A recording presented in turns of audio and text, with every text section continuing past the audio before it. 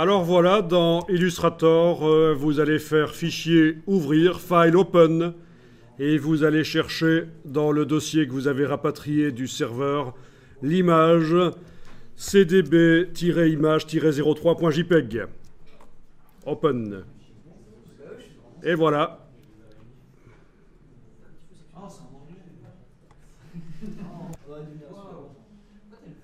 Alors voilà. Là, vous avez donc l'image qui arrive dans un document Illustrator. Donc c'est une image, bon, qui n'est pas extrêmement intéressante, si ce n'est que techniquement, elle va vous apprendre à redessiner des logos. On va faire les choses pas à pas.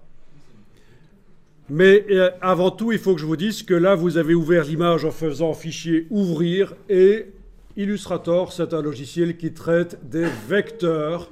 Et on a affaire en fait à une image pixel. Donc on a ouvert une image pixel dans un logiciel qui est fait pour traiter des vecteurs et en faisant Fichier Ouvrir. Et ça, c'est pas bien. Résultat, regardez un peu ce qui se passe dans la palette nuancier, Windows, Swatches. Windows, Swatches, qu'est-ce qu'on a dans la palette nuancier? Rien du tout.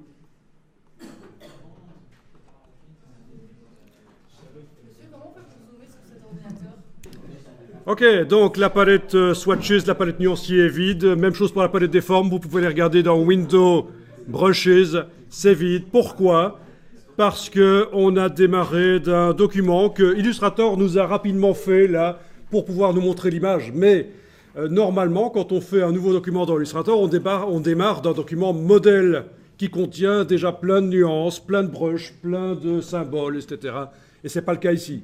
Donc, c'est parce qu'on a foiré un peu, on a ouvert l'image en faisant Fichier Ouvrir. Ce n'est pas ce qu'il faut faire. Donc, vous allez fermer le document ici. Voilà, sans l'enregistrer. Et vous allez maintenant demander de faire un nouveau document, File New.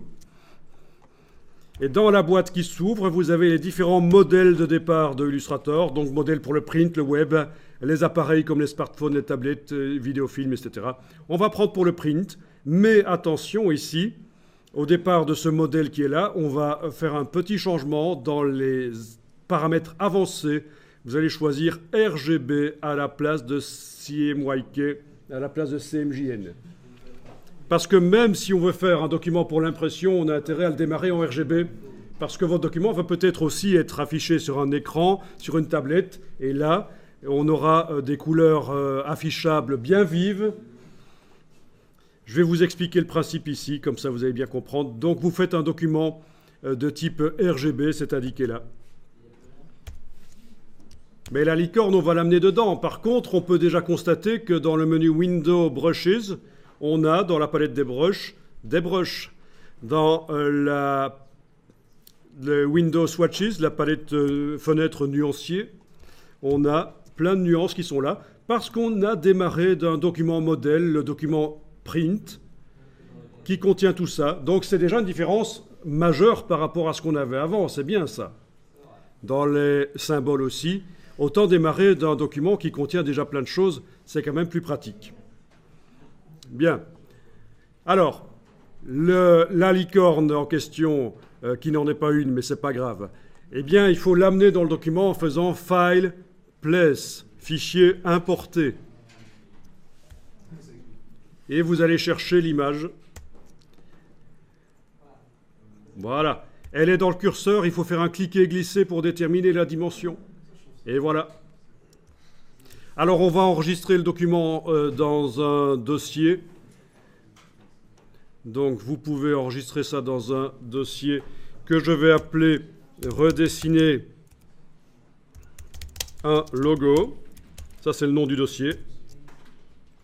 Le nom du document, dessin de logo, -01, je mets un numéro parce que je vais l'enregistrer régulièrement sous un nom différent. Dans les options qui s'ouvrent dans la boîte, vous cliquez sur OK, c'est bon.